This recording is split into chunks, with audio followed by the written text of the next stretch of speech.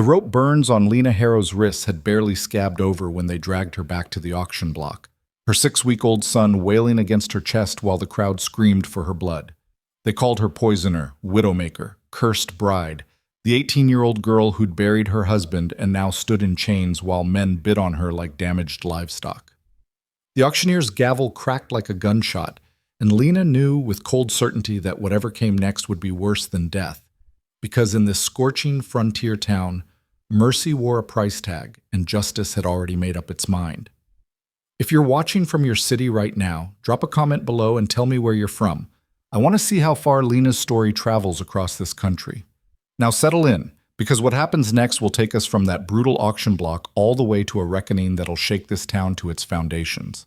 The sun hammered down on Steep Ridge like God's own fury, turning the packed dirt of Main Street into a skillet that could fry eggs if anyone had been fool enough to waste them. Lena Harrow stood on the rough pine platform they called the Mercy Block, though there wasn't a scrap of mercy in the eyes of the 200 souls packed into the square. Her wrists bore the purple shadows of iron shackles that had only been removed an hour before, and her arms ached from holding Micah close against the relentless heat. The baby's thin wail cut through the murmur of the crowd, and she felt every pair of eyes on her like brands. "Lot 17, the auctioneer called, his voice thick with tobacco and something darker. Lena Harrow, age 18, widow of Silas Harrow of the H-Bar Ranch. One male infant, 6 weeks of age. He paused, letting the crowd take their measure of her. Bidding starts at $20 for the bond and the woman. Baby goes with. $20. The same price as a decent saddle or a month's wages for a ranch hand. Lena's throat closed, but she kept her chin up the way her mama had taught her before the fever took her. Don't let them see you break, girl. Not ever. $20 for a murderer? Someone shouted from the back. That's 20 too many. The crowd rippled with laughter, mean and sharp. Lena recognized the voice, Tom Brewster, who'd worked for Silas and been turned off for drinking on the job.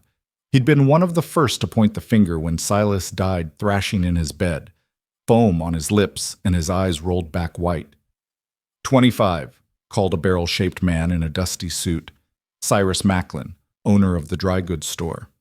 Lena had bought flour from him once, and he'd made her count out every penny twice while his wife watched with folded arms. His eyes crawled over her now with an expression that made her stomach turn. 30, countered a rail-thin farmer she didn't know. The auctioneer nodded, warming to his work. $30. Do I hear 35? Young and strong, gentlemen, and the child's healthy despite his unfortunate start. Could fetch a good price down the line if you're patient. Lena's arms tightened around Micah. The baby had finally quieted, exhausted from crying, his small face red and damp against her shoulder. She'd wrapped him in the one clean cloth she had left, but it was already dark with sweat and dust.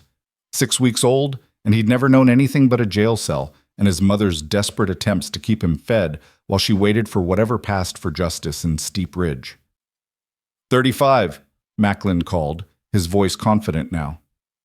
40, the farmer countered. A woman near the front of the crowd spat into the dirt. Waste of good money if you ask me. Poisoners get oughta hang, not be auctioned off like honest property. She ain't been tried, someone else muttered, but the voice was uncertain, easily drowned in the general murmur of agreement with the woman's sentiment.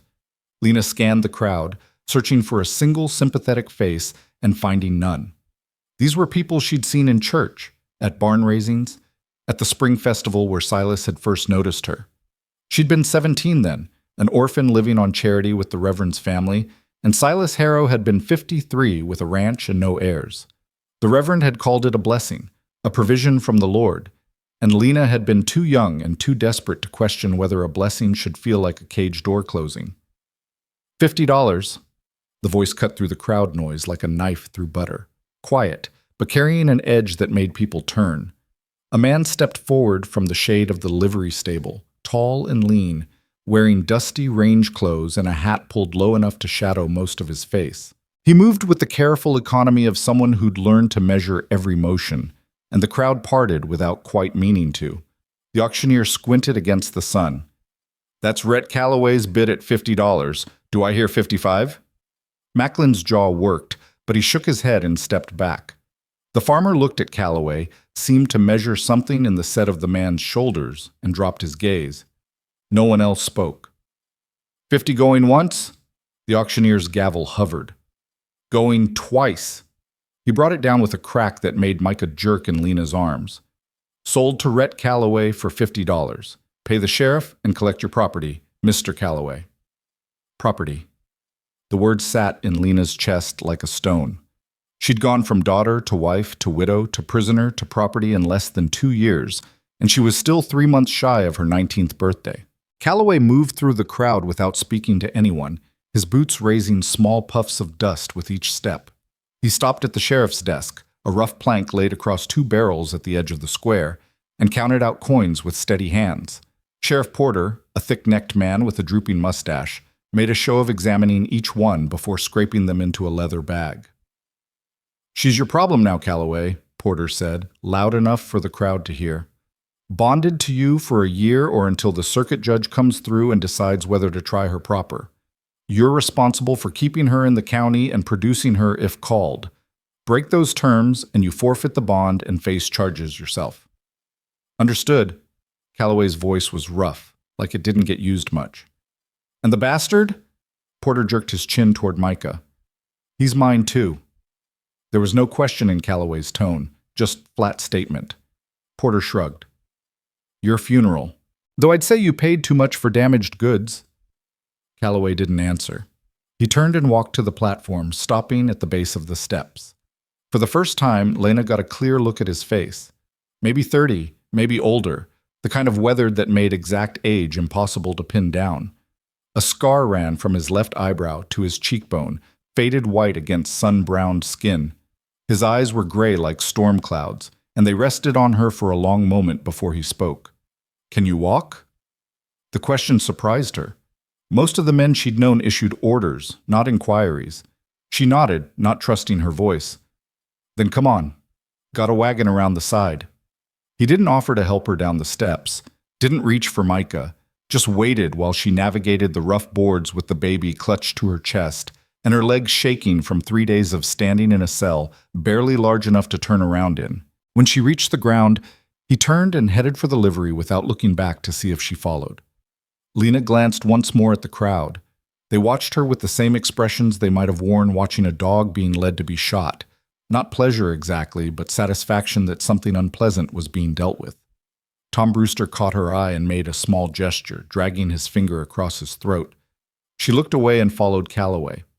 The wagon was ancient, the wood bleached gray by years of sun, and the wheels patched with mismatched repairs. But the mule in the traces looked healthy enough, and there was a water barrel lashed to the side. Calloway pulled a folded blanket from the wagon bed and laid it on the seat. "Sit." He moved around to check the mule's harness, his hands quick and sure on the buckles. Lena climbed up awkwardly, trying to manage both Micah and her skirts. The dress she wore had been her second best once, pale blue calico with white flowers.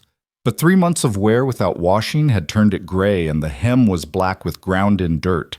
She'd lost weight too, enough that the bodice hung loose and the bones of her wrists stood out sharp beneath the skin.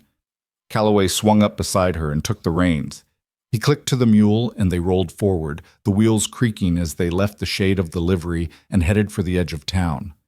Behind them, the crowd was already breaking up, moving on to the next piece of entertainment, or back to the saloons that lined Main Street. They rode in silence for 10 minutes, past the last scattered houses and into the scrubland that stretched in every direction beneath the enormous sky. The sun was starting its slide toward evening, but the heat hadn't broken. Micah stirred against Lena's chest, making the small grunting sounds that meant he'd be hungry soon, and she felt the familiar panic rise in her throat. Her milk had come in poorly from the start, not enough food, too much fear, and in the jail she'd been surviving on what the sheriff's wife grudgingly brought her. A thin gruel in the morning, sometimes bread and cheese at midday, rarely anything more. Micah was light, too light for 6 weeks, and she could see the shadows under his skin where a healthy baby should be round. "There's a canteen under the seat," Calloway said without looking at her. "Water's fresh from this morning." Lena reached down and found it, a dented metal container still cool to the touch. She unstoppered it and drank carefully, trying not to gulp despite her desperate thirst. The water was clean and sweet, nothing like the brackish stuff from the jail bucket. When she'd had enough, she wet a corner of Micah's cloth and dabbed at his face. He fussed but didn't wake. "How far?" she asked, the first word she'd spoken since the auction block. 10 miles. We'll be there before full dark." 10 miles farther from Steep Ridge and the life she'd known. Lena wasn't sure if that was a mercy or just a longer walk to whatever grave this man had in mind for her. She studied him from the corner of her eye. He kept his attention on the road such as it was, really just a pair of ruts worn through the sage and bunch grass. His hands on the reins were scarred across the knuckles, and there was a stillness about him that reminded her of a hawk perched on a fence post. Watchful, patient, possibly dangerous. "Why'd you buy me?" The question hung in the air between them. Calloway was quiet for so long she thought he might not answer. Then he shifted the reins to one hand and rubbed his jaw, the rasp of stubble loud in the silence. Needed help at the ranch. There were women in that crowd looking for work. Women who aren't accused of murder. True enough. So why me? He glanced at her then, a quick sideways look that gave nothing away. Figured anybody the whole town wanted to see hang probably didn't deserve it. The simple statement hit Lena like cold water. She opened her mouth, closed it, opened it again. "You don't know that. Don't I?" He looked back at the road. "I knew Silas Harrow. Bought cattle from him twice. Mean-tempered son of a bitch who'd beat a horse for stumbling and shortchange a man while looking him in the eye. Nobody in Steep Ridge liked him, but he had money, so they pretended they did." He paused. "And I saw you at the spring festival 2 years back. Watched Silas follow you around like a cat with a mouse. Watched that preacher nudge you toward him every chance he got. You were just a kid. I knew what I was doing." The words came out harder than she'd meant them. "Did you?" Calloway's voice stayed level, no judgment in it. "Or did you know you had nowhere else to go, and Silas Harrow had a roof and regular meals?" Lena didn't answer. The truth of it was too close to the bone. She'd gone to Silas's ranch 3 days after the wedding, and she'd learned within a week what kind of man her husband really was. Oh, he'd been careful. The bruises were always where her dress would cover them, and he never struck her face where it might show at church. But the words had been worse than his fists. "Stupid girl, clumsy cow, no wonder your own kin died rather than keep you." By the time she'd realized she was pregnant, she'd stopped thinking of escape because there was nowhere to run that Silas's reach and reputation wouldn't follow. And then he died, thrashing and foaming while she'd stood frozen at the bedroom door, too shocked even to call for help. By the time she'd ridden for town, Silas was cold, and the nearest neighbors had already heard the news. Tom Brewster had seen the whole thing, he claimed, had seen her feeding Silas something from a jar at dinner. Never mind that Tom had been fired a week before and had no business being on Harrowland. Never mind that Lena had never touched anything in the kitchen but plain food and water. The story had been set before she'd even reached the sheriff's office. "I didn't kill him," she said, so quietly she wasn't sure Calloway heard. "I know." 2 words, flat and certain. Lena's throat closed. Nobody had said that to her, not once. The sheriff had told her to confess, and he'd see she got a quick hanging instead of a slow one. The Reverend had visited her cell once, praying loudly about the wages of sin and the importance of repentance, never quite meeting her eyes. Even the women who'd brought her food had set it down like they were feeding a rabid dog, quick and careful not to touch her. "How do you know?" she asked. Calloway was quiet for another long moment. The wagon creaked, the mule's hooves thudded soft against the packed earth, and somewhere a meadowlark sang its evening song. Finally he said, "I've seen men die of poison before. Different kind, but the principle's the same. Takes planning, takes intent, and generally takes more than one dose unless you really know what you're doing." He glanced at her again. "You strike me as a girl who'd burn dinner before she'd figure out how to kill a man with it." Despite everything, a wet laugh bubbled up from Lena's chest. It was so unexpected that it startled Micah awake. The baby began to cry, a thin wail that cut through the evening air. Lena tried to shush him, rocking and swaying, but she knew what he needed and knew she didn't have enough to give. Calloway heard the desperation in the baby's cry and pulled the mule to a halt. He reached behind the seat and pulled out a wrapped bundle. "Sheriff's wife sent this. Said you'd need it." Lena unwrapped the cloth and found a glass bottle half full of milk and a clean rag that could serve as a nursing cloth. Her eyes burned. She never said a word to me. She's a hard woman in public, has to be, married to Porter, but she's got 3 children of her own and she's not entirely stone. He clicked to the mule and they started moving again. Feed the boy. We've got an hour yet. Lena got Micah settled with the bottle, watching his small mouth work frantically at the nipple. He was so hungry, and she'd been so helpless to fix it. The weight of the last 3 months pressed down on her. The marriage, the fear, the death, the arrest, the cell, the auction. She was so tired she could barely think straight, and the man beside her was a stranger who'd paid $50 for reasons she didn't entirely understand or trust. But Micah was eating, and that was enough for now. They rode west into the lowering sun, the shadows stretching long behind them. The land began to change, rising gradually into low hills scattered with juniper and pine. Calloway guided the wagon up a long slope and over a ridge, and there below them spread a valley maybe 2 miles across, with a creek running silver down the middle and grass growing green along its banks. At the far end, tucked against the shelter of the hills, stood a ranch house and barn. "That's the Broken Bell," Calloway said. Home. The buildings were small, nothing like Silas's sprawling H-bar ranch, but they looked solid. The house was built of chinked logs with a stone chimney, and the barn had a good roof and straight walls. There were corrals made of split rail, a chicken coop, and what looked like a root cellar dug into the hillside. Smoke rose from the chimney, which meant someone had laid a fire. "You live alone?" Lena asked. "Mostly. Had a hand working for me until last month, but he took off for the mining camps. Been managing on my own since. And now you've got a woman and a baby to manage instead." Something might have been humor flickered across Calloway's scarred face. Something like that. They descended into the valley as the sun touched the western hills. The light turned golden, then amber, then the deep red-orange that meant twilight was coming on fast. Calloway drove the wagon to the house and set the brake, then climbed down stiffly. He moved around to Lena's side and held up a hand, not grabbing, just offering. She took it, surprised by how warm his calloused palm was against her fingers, and let him steady her as she climbed down with Micah. The front door opened and a woman stepped out, but no, Lena realized, it was just Calloway moving past her and pushing the door wide. "Come on in." The interior of the house was dim and spare, but blessedly cooler than the outside air. A stone fireplace dominated one wall, with a cooking fire burning low on the hearth and a pot hanging over it. The room held a rough table with 2 chairs, a few shelves of supplies, and a narrow bed in one corner. Another door led to what must be a second room. "Back bedroom's yours," Calloway said, moving to the hearth. "I'll take this one out here. There's a cradle in there, belonged to my mother, so it's old but sound, and there's clean blankets in the chest." Lena stood in the middle of the room, trying to understand what was happening. "Where am I supposed to sleep?" "Just told you. Back bedroom. There's a real bed frame and a mattress. Needs airing, but it'll do." "And you?" He looked at her like she was being particularly slow. "Out here. I always sleep out here." "You're giving me the bedroom. You and the boy, yes. But you—" Lena stopped, trying to find the words.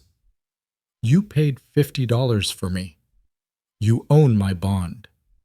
Calloway's expression hardened. "I paid your bond, which is different from owning you. You're working off a debt, not serving a sentence. You'll help with the cooking and the kitchen garden and whatever else needs doing around here, and when your year's up, you'll be free to go. Or stay, if you've a mind to." He turned back to the pot. "But you'll sleep in a bed, not on the floor, and you'll eat real food, not scraps. That clear?" Lena felt something crack inside her chest, just a little. "Why?" "Because I'm not Silas Harrow." He lifted the pot off the fire and carried it to the table. "Now sit down. This is bean soup, nothing fancy, but it's hot, and there's enough for 3 meals. And there's cornbread in the oven and milk in the spring house. You need to eat if you're going to feed that baby." She sat because her legs wouldn't hold her anymore. Calloway ladled soup into a chipped bowl and set it in front of her with a spoon, then cut a thick slice of cornbread and put it beside the bowl. The smell made her stomach clench with hunger so sharp it was almost painful. "Eat," he said again, gentler this time. Lena ate. The soup was simple but rich, thick with beans and pieces of salt pork, and the cornbread was slightly burned on the bottom, but still good. She tried to eat slowly, but her body had other ideas, and within minutes the bowl was empty. Calloway refilled it without a word. She ate the second bowl more carefully, feeding Micah between bites, and when she finally set the spoon down, she felt more human than she had in months. Calloway had been eating his own meal, leaning against the wall by the hearth. Now he set his bowl aside and picked up a box from one of the shelves. Almost forgot. This came in the mail last week. He held out a small parcel wrapped in brown paper. Lena took it, confused. What is it? Open it and see. She unwrapped the paper carefully, revealing a tiny knitted cap, pale yellow and soft as a cloud. There was a note tucked inside in careful handwriting. For the baby. Every child deserves something new. Mrs. Porter. Lena stared at the cap, then at Calloway. She made this? Sent it to me with a note asking if I'd won the auction. Said if I had, to give it to you. He shrugged. Like I said, not entirely stone. Lena put the cap on Micah's head. It was slightly too big, but it framed his small face and made him look less fragile somehow, less like something that might break with the next hard wind. Her vision blurred and she blinked hard, but the tears came anyway, silent and hot. Calloway looked away, giving her privacy. I'll get water from the creek for washing. There's soap in the bedroom and clean rags if you need them. I'll be back in 20 minutes, and then I'll show you where everything is. He left, pulling the door shut behind him, and Lena was alone with her son in this strange house that felt more like sanctuary than any place she'd been since her mother died. She cried quietly, rocking Micah, mourning and hoping in equal measure. When Calloway returned with 2 full buckets, she'd washed her face and pulled herself together. Thank you, she said. He nodded, set the buckets down. You don't need to thank me for basic decency. Now come on, I'll show you the rest while there's still light. The back bedroom was larger than she'd expected, with a real window that looked out over the valley and a bed frame made of pine with a rope-strung mattress. The cradle sat beside it, worn smooth by use but solid. There was a small dresser, empty except for a folded quilt, and hooks on the wall for hanging clothes. It wasn't much, but it was more than she'd had at Silas's ranch, where she'd shared his room and his bed and tried to make herself invisible. You can arrange it however you like, Calloway said from the doorway. I don't come in here unless you ask me to. What if I need something? Then you ask. The simplicity of it was almost absurd. Lena set Micah in the cradle and he settled immediately, exhausted from the day's upheaval. She straightened and turned to face Calloway, really looking at him for the first time. In the lamplight, the scar on his face was more visible, and there were others she could see now, one across his knuckles, another disappearing under his collar. War wounds, most likely. Half the men in the territory carried similar marks. What happened to you? She asked. He touched the scar on his face absently. War. Shrapnel from a cannon that took out half my company. I was lucky. Most of them died. I'm sorry. That was 10 years ago. Different life. He stepped back into the main room. Anyway, chicken coop's out back and they need feeding at dawn. I'll do it tonight so you can rest, but after that it'll be your job. Same with gathering eggs. I handle the cattle and the heavy work, but the house and garden are yours if you're willing. I'm willing. Good. He moved to the door. I'll be in the barn most evenings getting things ready for winter. If you need me, just holler. Otherwise I'll see you at breakfast. He left, and Lena heard his boots on the porch, then the soft creak of the barn door opening and closing. She stood in the middle of the room, trying to process the last 6 hours. This morning she'd been in a cell, certain she'd either hang or be sold to someone who'd work her to death. Now she was in a house with a real bed, her baby sleeping safely in a cradle, and a man who'd bought her freedom asking nothing in return except honest work. It was too much to trust, too much to believe. Men didn't do things like this without wanting something back. But Calloway had given her a room with a door that closed, had fed her and given her water for washing, had bought milk for Micah, and even procured a gift for the baby's 1-month day, though Micah was 6 weeks now, so the timing was off. Still, the gesture itself was more than anyone else had offered. Lena unpacked the few items she had: a spare dress rolled in her bundle, a comb with missing teeth, a thin shawl that had been her mother's. She laid them in the dresser drawer and hung the shawl on one of the hooks. Then she pulled back the quilt on the bed, testing the mattress. It needed fresh straw, like Calloway had said, but even then it was better than the stone floor of the jail cell. She checked on Micah one more time, then went to the window. The valley was deep in twilight now, the creek reflecting the last light from the western sky. In the barn, a lantern glowed warm through the cracks in the walls, and she could hear the faint sounds of Calloway working, hammer on nail, the scrape of wood on wood, a low voice talking to the horses, or maybe just to himself. Lena rested her forehead against the cool glass and made herself a promise. Whatever Calloway's reasons for bringing her here, she'd work harder than she'd ever worked in her life. She'd earn her keep and more. She'd make herself indispensable so that when the year was up, maybe, just maybe, she'd have somewhere to stay. Because going back to Steep Ridge, to the stairs and the whispers and the constant threat of a noose, wasn't something she could survive. She undressed down to her chemise, washed with the clean water and soap, and climbed into bed. The mattress crackled under her weight and smelled faintly of cedar. Outside, the night sounds began: crickets and frogs, an owl calling from the pines, the restless shifting of cattle in the distance. Micah breathed soft and even in his cradle, and for the first time in months, Lena Harrow closed her eyes without fear. She didn't know if she could trust Rhett Calloway, didn't know what he really wanted from her. But tonight, at least, she was safe, and that would have to be enough. Dawn came cold and clean through the bedroom window, and Lena woke to Micah's hungry cry with a moment of pure panic before she remembered where she was. Not the jail cell, not Silas's ranch, the broken bell. She lifted the baby from his cradle and settled into the chair by the window to nurse him, watching the sun paint the valley gold while her son fed. Her milk came easier this morning, whether from the food or the sleep, or simply the absence of constant fear, she couldn't say. The main room was empty when she emerged, but the fire had been built up, and there was fresh water in the bucket by the door. Through the window she could see Calloway already at work in the corral, his movements economical as he forked hay to 3 horses. Lena changed Micah and laid him in the cradle, then set about making breakfast with what she could find. Cornmeal for porridge, eggs from a basket on the shelf that must have been gathered yesterday, and coffee grounds in a tin. She worked quietly, learning the geography of this new kitchen, and by the time Calloway's boots sounded on the porch, she had food on the table. He stopped in the doorway, taking in the scene, the set table, the smell of coffee, Lena standing by the stove with her hair braided back and wearing the spare dress she'd unpacked last night. Something flickered across his face, too quick to read. Then he removed his hat and hung it on a peg. "Wasn't expecting this," he said. "You said the house was my domain." Lena poured coffee into 2 tin cups. Seemed right to start with breakfast. He sat, still watching her with that careful attention that made her nervous and strangely safe at the same time.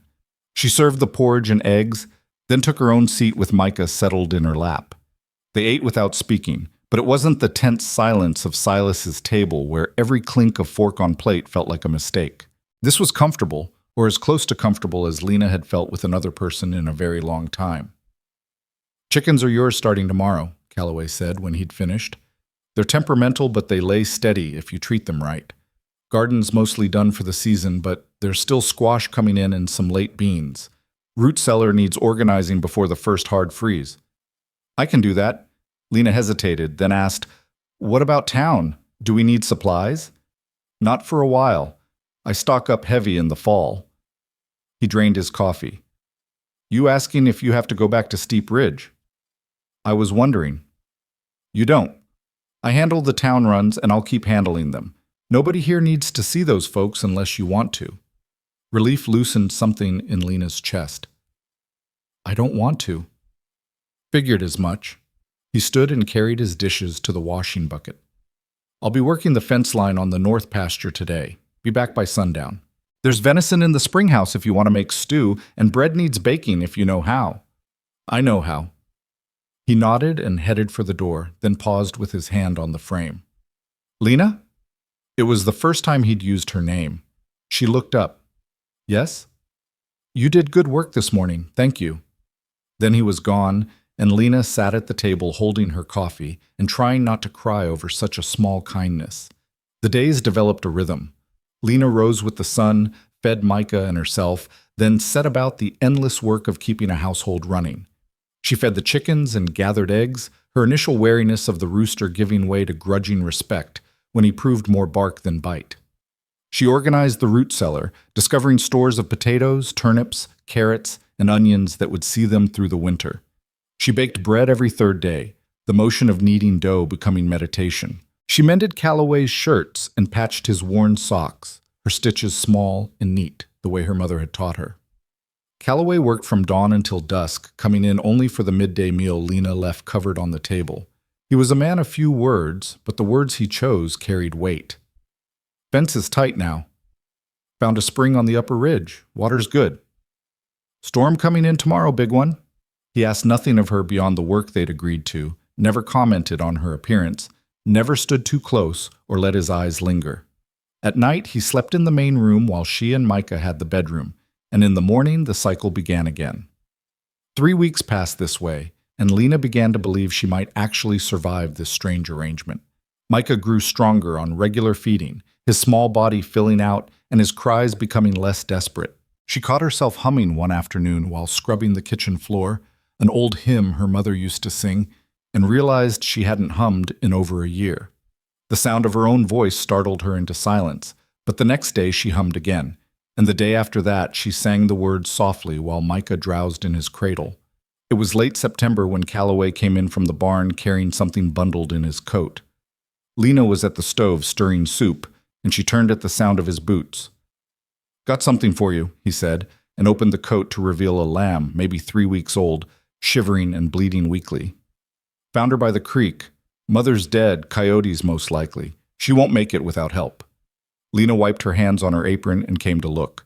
The lamb was pitifully small, her wool matted and her eyes dull with cold and hunger. "What do you want me to do?" "Raise her if you can. There's goat milk in the spring house. It'll do for feeding. She'll need warmth and care, and I don't have time for either." He held out the lamb. "But I understand if you'd rather not. It's extra work and she might die anyway."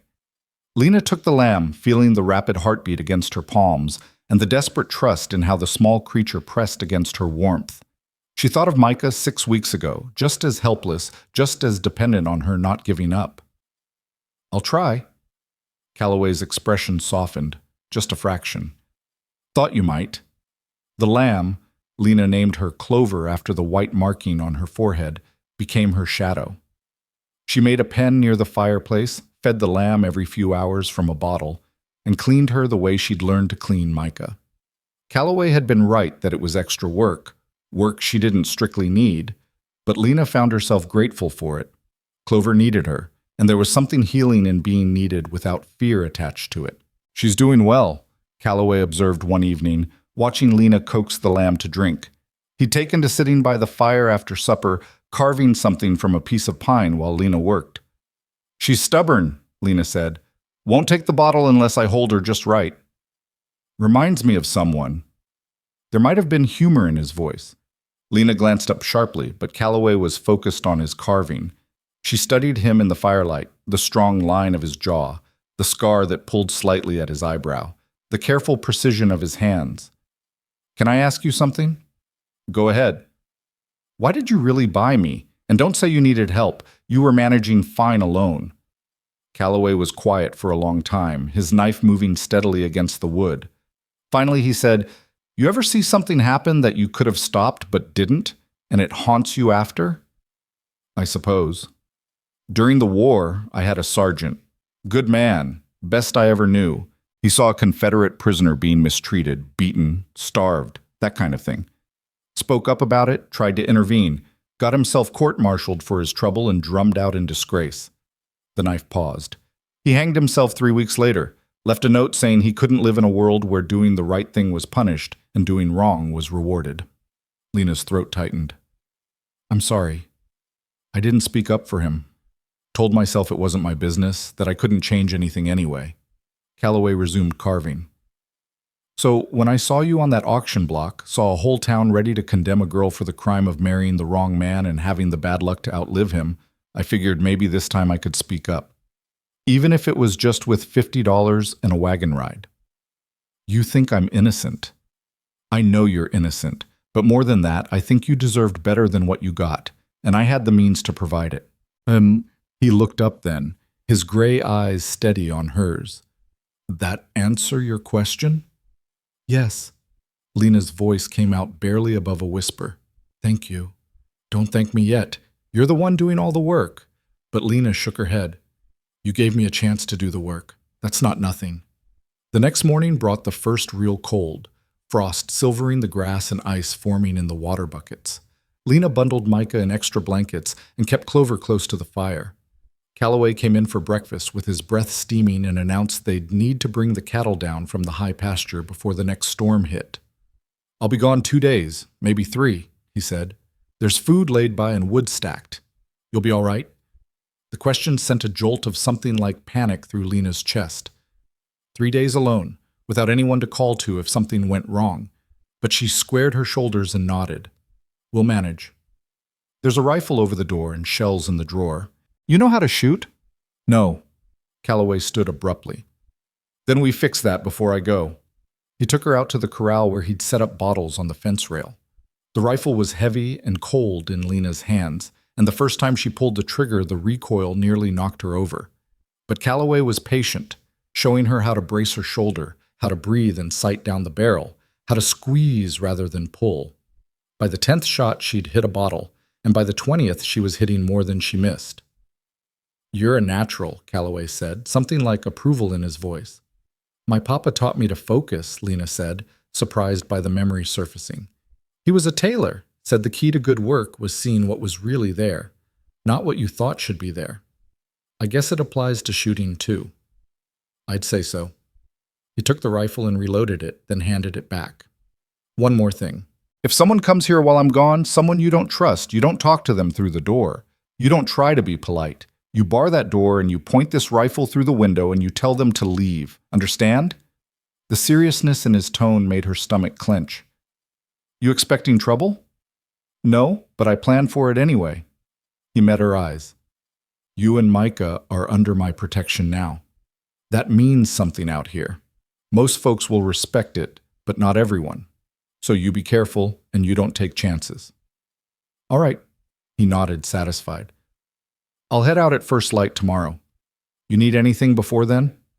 Lena thought of a dozen things she could ask for. Reassurance, promises, maybe just more of these strange conversations where he treated her like someone whose thoughts mattered. But she said only, no, we'll be fine. Calloway left the next morning with a pack horse and enough supplies for 3 days in the high country. Lena watched from the porch as he rode up the valley trail and disappeared into the pines. And then she was alone with Micah and Clover and the vast silence of the ranch.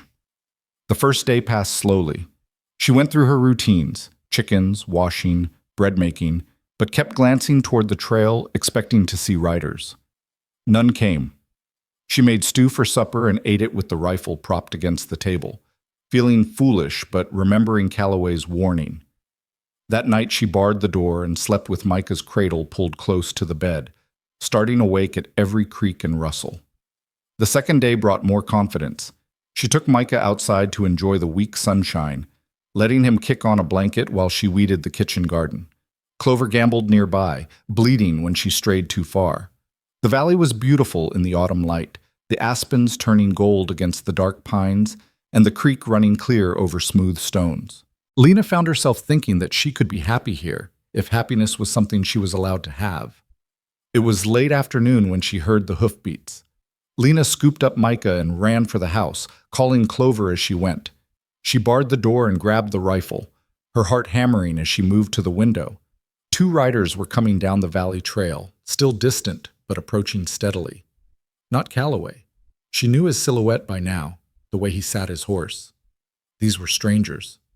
She checked the rifle's load with shaking hands and positioned herself where she could see the porch without being easily visible from outside. The riders came on, taking their time, and as they drew closer, Lena recognized one of them, Tom Brewster, the fired ranch hand who'd testified against her. The other was a younger man she didn't know, lean and hungry-looking.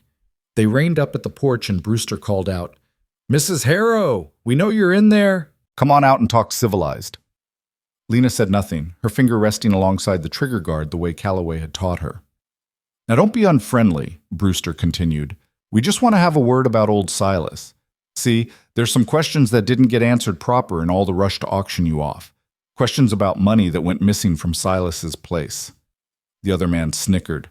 Lot of money. Enough that maybe somebody might have killed for it. Lena's breath came short and fast. This was a setup. Another frame. She forced her voice steady. I don't know anything about missing money, and Mr. Calloway's due back any time.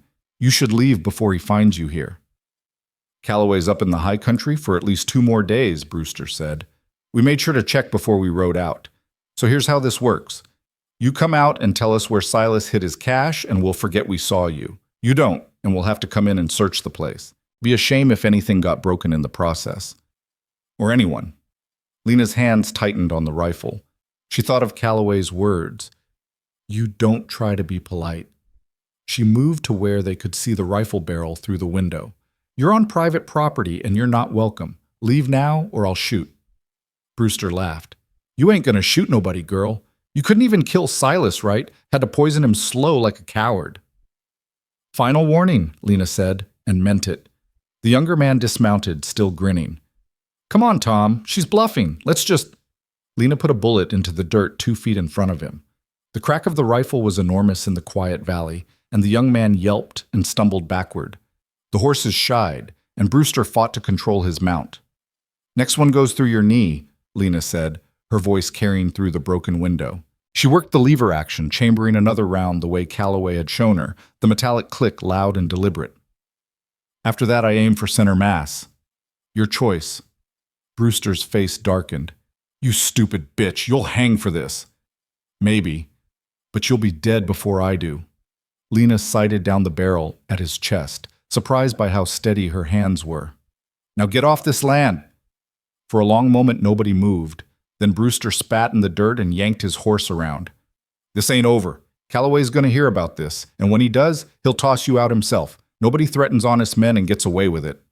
Honest men don't threaten women and babies, Lena shot back. Now ride. They rode, Brewster cursing and the younger man casting nervous glances back over his shoulder. Lena kept the rifle trained on them until they crested the ridge and disappeared. Then she carefully set the weapon down and collapsed against the wall. Her whole body was shaking, adrenaline and fear pouring through her in waves. Micah was crying in his cradle and Clover was bleeding in distress.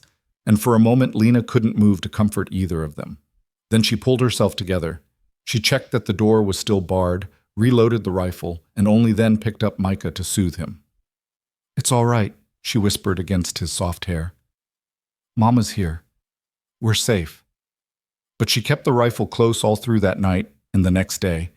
And she didn't truly breathe easy until she saw Calloway riding down the valley trail with the cattle strung out behind him. He knew something was wrong the moment he saw her on the porch. She watched him count the horses in the corral, note the empty casings by the fence, take in her exhausted face. He dismounted and ground-tied his horse in one smooth motion. What happened? Lena told him, trying to keep her voice level, and watched his expression go cold and hard. When she finished, he was silent for a long moment, his jaw working. You did right, he said finally. Everything you did was right. You understand me? I was afraid you'd be angry. Angry? He looked at her like she'd spoken a foreign language. Lena, you defended what's yours. That's not something to apologize for. That's something to be proud of. He glanced toward the rifle, still propped by the door. How'd you feel holding that gun? She thought about it honestly. Scared, but also... She searched for the word. Powerful. Like for the first time I could actually protect something that mattered. Calloway nodded slowly. That's what it should feel like, not about wanting to hurt people, but about being able to keep them from hurting you. He moved past her to unsaddle his horse. I'll ride into town tomorrow and have words with Tom Brewster. He won't bother you again.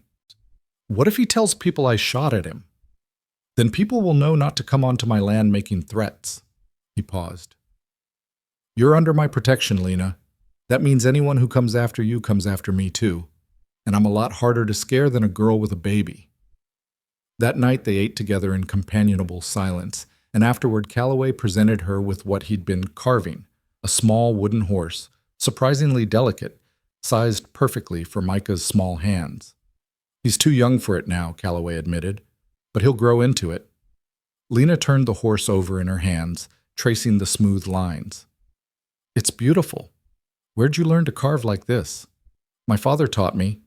Said a man should know how to make something besides money. He poked at the fire. I made a set of animals for my nephew before he stopped. Before what? Doesn't matter, old history. But his voice had gone flat in a way that said it mattered very much. Lena wanted to press, to learn more about this quiet man who'd given her shelter and asked nothing in return, but she recognized the wall when she saw it. So instead she said, Micah's gonna love it, thank you. They sat together until the fire burned low, two people learning to share space without fear, and when Lena finally took Micah to bed, she found herself thinking that maybe, just maybe, she was starting to understand what home could feel like. Outside the wind picked up, rattling the shutters and carrying the smell of snow from the high peaks. Winter was coming, and with it the long months where the valley would be cut off from the world. Lena should have been afraid of the isolation, of being trapped here with a man she barely knew. But as she listened to Calloway banking the fire and checking the door one last time, she felt something else entirely. She felt safe. And that was a gift she hadn't expected to receive ever again. The first snow came 2 weeks later, soft and silent in the night, and Lena woke to find the valley transformed into something from a fairy tale. She stood at the window with Micah on her hip, watching the flakes drift down like scattered stars, and felt a strange peace settle over her. The world outside might be cold and unforgiving, but inside these log walls she had warmth and safety and something that felt dangerously close to belonging. Calloway had ridden to town the day after the confrontation with Brewster, returning late with his jaw tight and his knuckles scraped raw. He'd said only that Brewster wouldn't be bothering them again and that the sheriff had been informed about the trespassing. Lena hadn't asked for details, recognizing the banked anger in his eyes and knowing some things were better left alone. Whatever had passed between the two men, it had been settled in the hard language of the frontier, and that was enough. The snow continued through the morning, piling in drifts against the barn and coating the fence rails in white. Calloway came in for the midday meal, stamping his feet and shaking ice from his coat, his face ruddy from the cold. Road'll be closed by tonight, he said, warming his hands at the fire. We're cut off until spring thaw now, just so you know. No supply runs, no visitors, no way in or out unless you've got snowshoes and 2 days to spare. Lena ladled stew into bowls, considering this. 4 months alone with Calloway and Micah, isolated in a valley where the nearest neighbor was 10 miles away. It should have terrified her. Instead, she felt something loosen in her chest. I don't mind. Figured you wouldn't. He took the bowl she offered. But it's different, being snowed in. Gets quiet in a way that can make a person jumpy. If it gets to be too much, you let me know. What would you do about it? He smiled, a rare expression that transformed his scarred face. Talk more, I suppose. Though I warn you, I'm not much for conversation. You talk plenty when you want to, Lena said, surprised by her own boldness. You just choose your words careful. That a complaint? No, just an observation. She sat across from him, settling Micah in her lap. I've known men who talked all the time and said nothing worth hearing. You're not one of them. Something flickered in Calloway's gray eyes, there and gone before she could name it.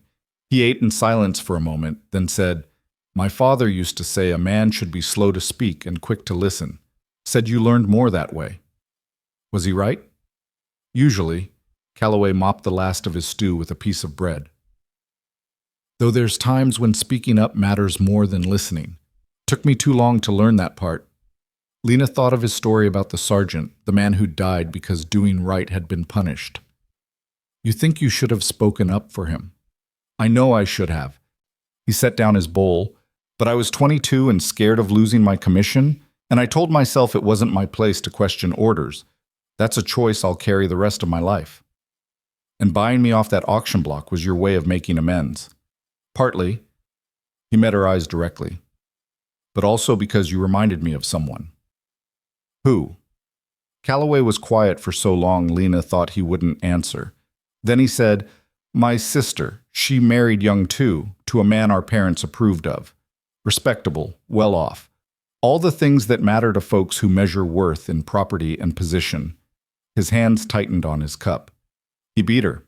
Not where it showed, and never bad enough that she'd need a doctor, just enough to keep her afraid. She wrote me letters during the war, careful letters that never quite said what was wrong, but I could read between the lines. Lena's throat closed. What happened to her? She died giving birth to their second child. The baby died too. His voice went flat. I came home to find her buried and her husband remarried within 6 months to a girl even younger than my sister had been. Everyone said what a tragedy it was, how hard he'd taken her loss, what a good man he was for giving another girl a home. He looked down at his hands. I knew the truth, but by then it was too late to help her. Too late to do anything but watch another girl walk into the same trap. I'm sorry, Lena whispered. So when I saw you on that block, saw the fear in your eyes and the way you held that baby like he was the only real thing left in the world, I thought maybe this time I could do something. This time I could actually help, instead of just watching and regretting. He stood abruptly. Anyway, that's more words than I usually spend in a week. I'll be in the barn checking on the stock. He left before Lena could respond, and she sat holding Micah and thinking about all the ways people carried their ghosts. Calloway wore his in the careful distance he maintained, in the way he treated her with such deliberate respect, in the scars he bore inside and out. She'd thought herself alone in her damage, but maybe everyone was damaged in one way or another, and the real question was what you did with it. The days shortened and the snow deepened. Lena fell into the rhythm of winter work, keeping the fires going and the meals regular, mending and washing and caring for Micah as he grew stronger. Clover stayed close to the house now, her pen moved inside near the hearth where she'd be warm. The lamb had bonded to Lena completely, following her from room to room and bleeding pitifully when left alone. Calloway called it ridiculous, but Lena caught him slipping Clover extra grain when he thought she wasn't looking. One evening in late November, Calloway came in carrying a stack of leather-bound books. Found these in the storage chest. Thought you might want something to read during the long nights. Lena took them reverently. She hadn't held a book since leaving the Reverend's house, and just the weight of them in her hands made something ache in her chest. What are they? Dickens, mostly, some poetry, a history of the war that's probably more opinion than fact. He shrugged. My mother loved to read. Used to say a house without books was like a body without a soul. She sounds like someone I would have liked. You would have. She was kind, but not soft, if that makes sense. Could nurse a wounded hawk back to health and shoot a rattlesnake dead without hesitating. He poked at the fire. She died when I was 15. Pneumonia. My father never really recovered. Lena opened the top book, a worn copy of David Copperfield, and saw an inscription on the flyleaf in faded ink. To Margaret, who sees the story in everything. All my love, Thomas. She traced the words gently. These are precious. You sure you want me reading them? They're just sitting in a chest gathering dust otherwise. Might as well get some use. He settled into his chair with the piece of pine he was always carving. Read out loud if you want. I don't mind the sound of it. So Lena read, her voice soft in the firelit room, while Micah drowsed in his cradle and Clover slept at her feet and Calloway carved with his scarred hands. It became their evening ritual. Dinner, then reading, then the comfortable silence before bed. Sometimes Calloway would comment on a passage or ask her to repeat something, and sometimes he'd tell her stories of his own, fragments of his life before the war. His childhood on a farm in Missouri, his mother teaching him to read using the Bible and Shakespeare, his father showing him how to gentle a horse and read the weather and fix anything that broke. You miss it, Lena said one night. The farm. Sometimes, but it's long gone now. Father sold it to pay debts after Mother died, and he passed 2 years later. The new owners don't even know we existed. He set down his carving. That's the thing about the frontier. You can start over, be whoever you decide to be. The past doesn't have to follow you. Does it work that way? Lena asked. Can you really leave the past behind? I don't know. I'm still figuring it out myself. He looked at her across the firelight. But I think maybe the past is less about forgetting and more about deciding what you carry forward. You take the lessons and leave the pain, if you can. And if you can't, then you do the best you can with what you've got, and you try not to let it poison the present. He stood and stretched, his joints popping. "I'm turning in. Don't stay up too late reading." "Yes, sir," Lena said, just to see his mouth quirk. December brought deeper cold and storms that howled down from the mountains like living things.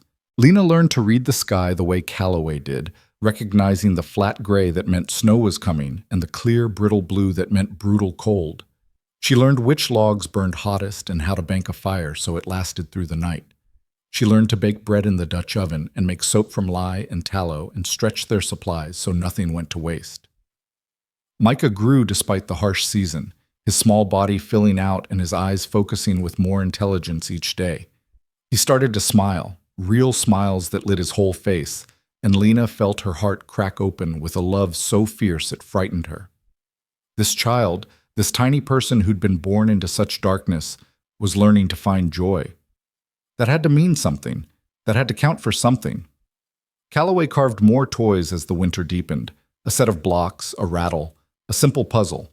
He never made a fuss about giving them to Lena, just left them on the table like they'd appeared by magic. She'd thank him, and he'd shrug and mutter something about needing to keep his hands busy. But she'd caught him watching Micah play with the wooden horse, something soft and sad in his expression. "You said you made toys for your nephew," Lena said one evening. "What was his name?" Calloway's hand stilled on the wood he was shaping. "James. He was 3 when my sister died. His father sent him away to family back east, said he couldn't manage raising a boy alone." His jaw tightened. "I tried to take him, but I had no legal claim and no permanent home. The court sided with the father." "Do you know where he is now?" "No. I wrote letters for a while, but they came back unopened. His father made it clear I wasn't welcome in the boy's life." He resumed carving, his movements jerky. "So I make toys for a child I'll never see, and try not to think too hard about it." Lena's heart ached for him, this man who carried so much loss and turned it into quiet kindness. "I'm sorry. That's not fair. Fair's got nothing to do with it. Life deals the cards and you play the hand you're given." But there was pain in his voice, raw and unhealed. On Christmas Eve, they had a small celebration. Calloway had saved back a bit of sugar and some dried apples, and Lena made a pie that was more memory than substance, but still tasted like hope. She'd embroidered a handkerchief for him using thread pulled from an old pillowcase, working the pattern in secret during Micah's nap times. It wasn't much, just his initials and a simple border. But when she gave it to him, his eyes went bright. "You didn't need to do this," he said, running his thumb over the careful stitches. "I wanted to. You've given me so much, I wanted to give something back." He folded the handkerchief carefully and tucked it in his shirt pocket, over his heart. "Thank you. I'll keep it safe." "It's just a scrap of cloth." "No, it's not." He met her eyes. "It's a piece of you choosing to be here, choosing to make something beautiful even when everything's hard. That's worth more than you know." Lena felt heat rise in her cheeks and looked away, flustered by the intensity of his gaze. Calloway had given her a gift too, a new dress he'd ordered from the catalog before the snow came. Simple gray wool, but well made and in her size. She'd cried when she unwrapped it, overwhelmed by the thoughtfulness of someone noticing she only had 2 dresses, and both were worn thin. They ate their modest Christmas dinner, and Lena read from the Gospel of Luke, the old story of a baby born in a stable because there was no room anywhere else. It seemed fitting somehow, this tale of an unwanted child who changed the world. Micah fell asleep in her arms, and she carried him to bed, Calloway banking the fire behind her. "Lena?" His voice stopped her at the bedroom door. She turned. "Yes?" "I'm glad you're here. Both of you. Just wanted you to know that." "I'm glad we're here too," she said softly, and meant it more than she'd meant anything in a long time. January came hard and mean, the temperature dropping so low that water froze in the bucket within minutes of being brought inside. Calloway spent his days breaking ice in the creek for the stock and hauling wood and checking constantly that nothing was freezing or breaking or dying. He came in each night exhausted, his face raw from the wind and his hands clumsy with cold. Lena would have hot coffee waiting and food that stuck to the ribs, and slowly he'd thaw by the fire while she read to him. It was during one of these brutal cold snaps that Calloway came down with fever. He tried to hide it at first, just moving a bit slower and staying closer to the fire than usual. But by evening, his skin was burning and his eyes too bright, and when Lena pressed her hand to his forehead, she felt her stomach drop. "You're sick." "I'm fine," but his voice was rough, and his hand shook as he tried to pour coffee. "You're burning up." Lena took the pot from him. "Go lie down." "Got chores. I'll do them. You need to rest before this gets worse." For a moment she thought he'd argue, male pride and stubbornness warring with obvious misery. Then he nodded and moved to his bed in the corner, sinking down with a barely suppressed groan. Lena brought him water and extra blankets, her mind racing. She'd nursed her mother through fevers before she died, knew the signs and the dangers. Calloway's fever was high but not catastrophic yet, and there was no cough or rattling in his chest. Something he'd caught from the cold probably, his body worn down by too much work and not enough rest. She made him drink willow bark tea for the fever and bathed his face with cool cloths. He drifted in and out of consciousness, sometimes mumbling words she couldn't make out. By midnight, the fever had spiked higher, and she was genuinely frightened. They were 10 miles from town through impassable snow, no doctor within reach, and if Calloway took a bad turn, she'd have no one to help her save him. "Don't you dare die," she whispered fiercely, pressing another cool cloth to his burning forehead. "You hear me? I won't let you. You saved me, and now I'm saving you, and that's how it's going to be." Calloway's eyes opened, fever bright and unfocused. "Margaret?" "No, it's Lena." "Mother?" His hand caught hers, grip weak but insistent. I tried to help her, but I was too late. Always too late." "Hush. You're not too late. You're right here, and you're going to be fine." She squeezed his hand. "Just rest. I've got you." He subsided, still mumbling occasionally but calmer. Lena sat beside him through the long night, changing the cloths and making him drink when he'd allow it, and simply being present when he thrashed. Micah woke twice needing to be fed, and she managed both somehow, moving between the baby and the man and praying to a God she wasn't sure listened to girls like her. By dawn, the fever had broken. Calloway woke properly, drenched in sweat and weak as a kitten but clear-eyed. He looked at Lena sitting beside him, at the pile of used cloths and the empty teacup, and comprehension dawned on his face. "You stayed with me all night. Where else would I be?" "Lena, don't." She stood, suddenly exhausted. "You would have done the same for me. That's what people do when they care about each other." She moved away before he could respond, busying herself with making breakfast and tending Micah and trying not to think too hard about what she'd just said. Care about each other. When had that happened? When had Rhett Calloway gone from stranger to savior to something more complicated, something that made her heart beat faster when he looked at her and made her notice the strength in his scarred hands and the kindness in his gray eyes? Calloway recovered slowly over the next week, stubborn and chafing at being bedridden, but too weak to do much about it. Lena ran the ranch as best she could, feeding the stock and keeping the fires going and somehow managing to keep everything from falling apart. It was exhausting work, harder than anything she'd done at Silas's ranch, but there was pride in it too. She was capable. She was strong. And when Calloway finally got his feet under him again and saw everything she'd maintained in his absence, the look on his face was worth every frozen finger and aching muscle. "You did all this yourself?" "Had help from Clover," Lena said, trying for lightness. The lamb was indeed at her heels, faithful as always. "Lena." He caught her hand, his grip still weak but warm. "Thank you. For everything. For saving my life and keeping this place running and not giving up when it would have been easier to do nothing." "I told you," she said quietly. "That's what people do when they care about each other." His thumb moved across her knuckles, a small gesture that sent heat through her whole body. "I'm starting to understand that." They stood there in the cold morning light, hands joined, and something passed between them that neither was quite ready to name. Then Micah cried from inside, and the moment broke. Lena pulled away, flustered and confused by her own feelings, and hurried to tend her son. But that night when Calloway gave her the handkerchief back, clean and pressed and tucked again over his heart, she understood what he was saying without words.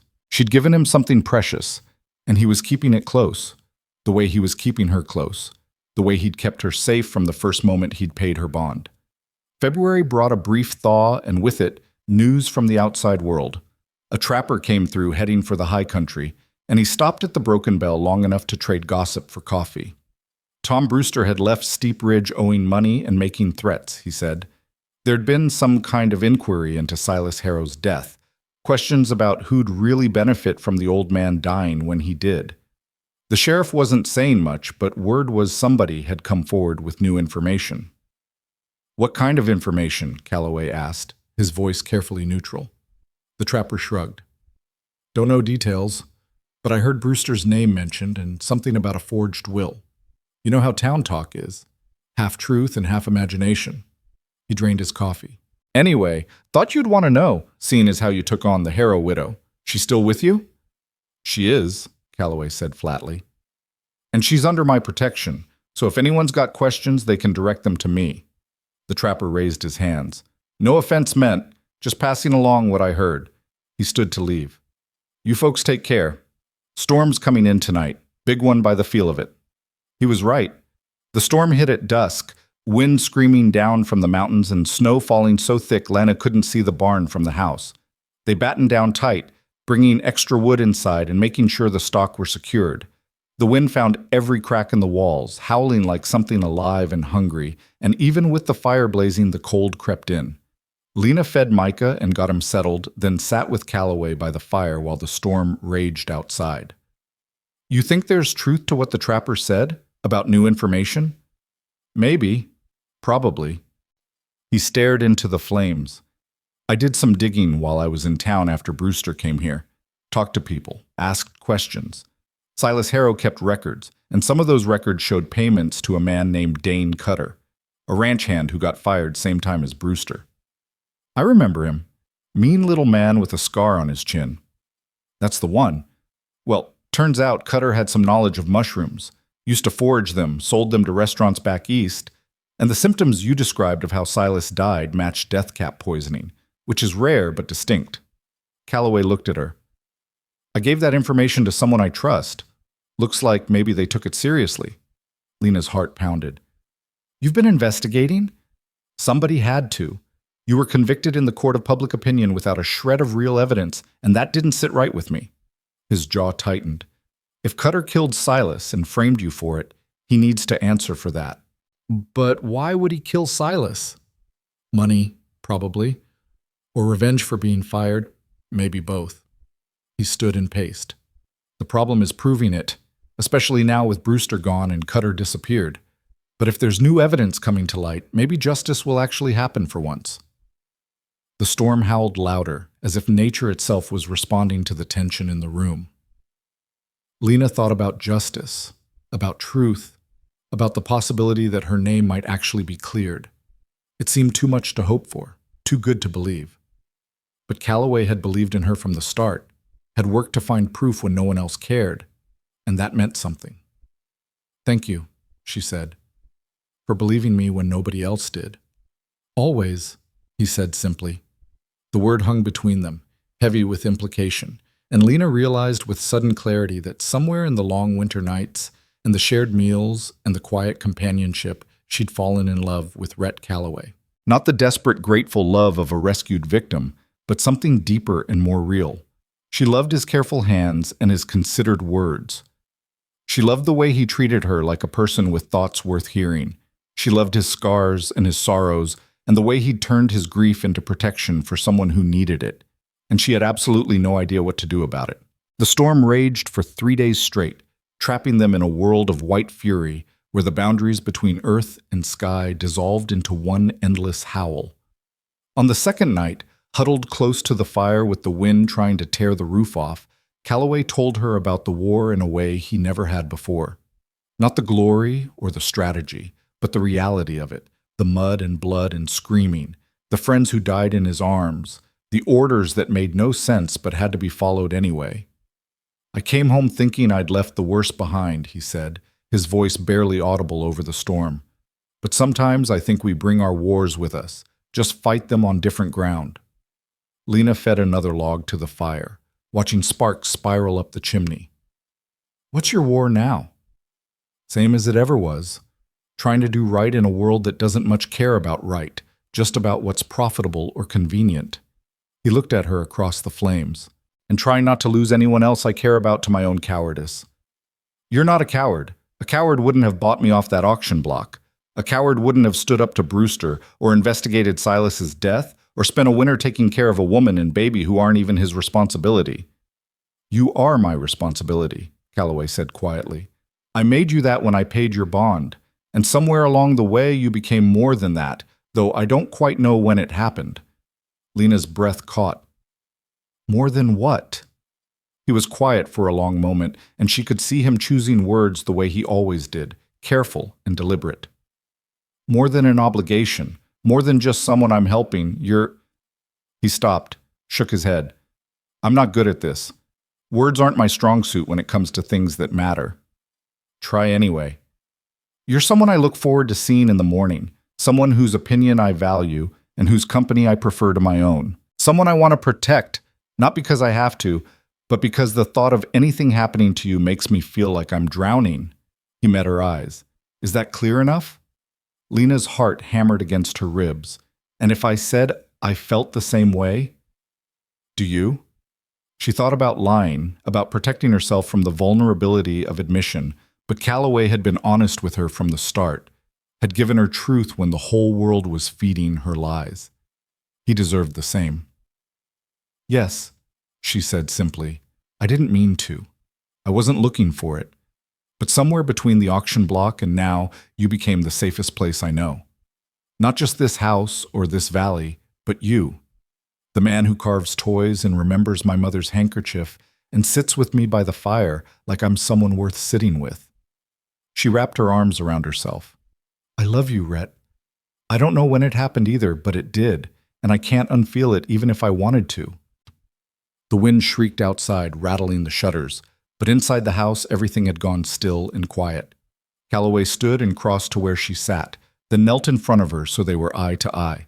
His scarred hands came up to cup her face, gentle and sure. I'm going to kiss you now, he said. If that's not what you want, you tell me and I'll stop. Don't stop, Lena whispered. His mouth found hers, warm and careful, asking rather than taking. Lena's eyes closed and she leaned into the kiss, into him, into this moment that felt like the first real choice she'd made in her entire life. When they finally pulled apart, they were both breathing hard, and Calloway rested his forehead against hers. I want you to understand something, he said. I'm not Silas. I'll never force you or expect things from you just because you're under my roof. What I feel for you, it comes with no strings attached. You're free to walk away whenever you want. I don't want to walk away. You say that now, but, Rhett, she put her fingers over his mouth. I know the difference between a man who takes and a man who gives. You've been giving me pieces of yourself all winter without asking for anything back. That's not something I take lightly. She moved her hand to touch the scar on his cheek. I love you. Not because I owe you or because I'm grateful, but because you're good and kind and you see me as a person instead of property. That's not something I'm going to walk away from. He turned his head to kiss her palm. Then stay. Not because your bond says you have to, but because you choose to. Can you do that? I already am. They sat together by the fire until the flames burned low, holding each other against the storm's fury. And when Lena finally went to bed, she felt something shift inside her. She'd spent so long being acted upon, married off, accused, auctioned, owned, that she'd forgotten what it felt like to act for herself. But this, choosing Calloway and being chosen in return, this was hers. This was real. The storm broke on the third day, leaving the world buried under snow that sparkled like crushed diamonds in the returning sun. Calloway dug them out, creating paths to the barn and chicken coop, and life resumed its winter rhythm. But something had changed between them, a new awareness that made ordinary moments electric. His hand brushing hers when he passed her a cup, the way he watched her read in the evening firelight, the good night they exchanged now, weighted with everything they hadn't yet said but both understood. March brought the first hints of thaw, and with it, a rider from Steep Ridge. Lena saw him coming from the window and felt her stomach clench with old fear, but Calloway met him on the porch with his rifle in easy reach. Message from Sheriff Porter, the young man said, handing over a sealed envelope. Said it's urgent regarding the Harrow case. Calloway broke the seal and read, his expression going still. When he finished, he folded the paper carefully. Tell the sheriff we'll be in town within the week, weather permitting. Yes, sir. The writer glanced past Calloway toward the house, curiosity playing on his face, but whatever he saw there made him think better of asking questions. He wheeled his horse and headed back the way he'd come. Calloway came inside and handed Lena the letter. Her hand shook as she read. Mrs. Harrow. New evidence has come to light regarding your late husband's death. Dane Cutter has been located and is in custody. His testimony, along with additional findings, has led us to reconsider the charges against you. Your presence is requested in Steep Ridge at your earliest convenience to formally clear your name. Sheriff Hiram Porter. Lena read it twice, 3 times, unable to believe what she was seeing. They found him? They actually found Cutter? Looks that way. Calloway's jaw was tight. The letter doesn't say what evidence they have, but if Porter's willing to put it in writing that your name can be cleared, it must be substantial. I can go back, Lena said slowly, testing the words. I can walk down Main Street without people spitting at me. I can hold my head up instead of waiting for someone to slip a noose around my neck. You can, Calloway agreed, if that's what you want. Something in his tone made her look up sharply. What do you mean, if that's what I want? He turned away, staring out the window at the snow-covered valley. Your bond ends when your name is cleared. You'll be free to go anywhere, do anything. You don't have to stay here if you'd rather build a life somewhere else. Understanding crashed over Lena like cold water. He thought she'd leave. Thought that given the choice between this isolated ranch and the wider world, she'd choose the world. And maybe before this winter she would have. But everything had changed. She had changed. Rhett, look at me. He did, reluctantly, and she saw the fear in his eyes that he was trying so hard to hide. Fear of loss, of abandonment, of caring about something only to have it ripped away again. The same fear that had haunted him since his sister died, since his nephew was taken, since he'd failed to save his sergeant. I'm not leaving, Lena said firmly. We're going to town, I'm going to clear my name, and then I'm coming back here, to this valley, to this house, to you. Do you understand? You don't know what you're saying. You've been isolated all winter. I know exactly what I'm saying. She crossed to him, taking his face in her hands the way he'd done to her during the storm. I'm choosing you. Not because I'm grateful or scared or don't have other options. I'm choosing you because this is where I want to be. You are who I want to be with. And if you think one winter is enough to make that decision, you're wrong. I knew it the day you gave me that bedroom and asked for nothing in return. I knew it every time you carved a toy for Micah. I knew it when you investigated Silas's death because you believed me when no one else did. She held his gaze. I'm not going anywhere unless you tell me to go. I'd never tell you to go. Then we're settled. She kissed him softly. Now we need to figure out what we're walking into in Steep Ridge, because I don't trust this sudden change of heart from Porter. Calloway pulled her close, burying his face in her hair. You're right to be suspicious. Porter doesn't do anything that doesn't benefit him somehow. If he's clearing you, there's a reason beyond simple justice. Maybe Cutter confessed? Maybe. Or maybe someone with more power than Porter decided the truth mattered after all. He pulled back to look at her. Either way, we go prepared. We take the rifle, we watch our backs, and we don't trust anyone just because they're suddenly being friendly. They spent the next few days preparing for the journey. The snow was melting, but the roads were treacherous with mud and ice, so they'd need to be careful. Calloway checked the wagon thoroughly, replaced a cracked wheel spoke, and made sure the mule was sound. Lena packed supplies and worried about taking Micah into town, into the place where people had called her a murderer, and worse. He'll be fine, Calloway assured her. He's got his mother's strength. That much is clear already. The morning they left dawned clear and cold. The sky that particular shade of blue that meant spring was finally winning its war against winter.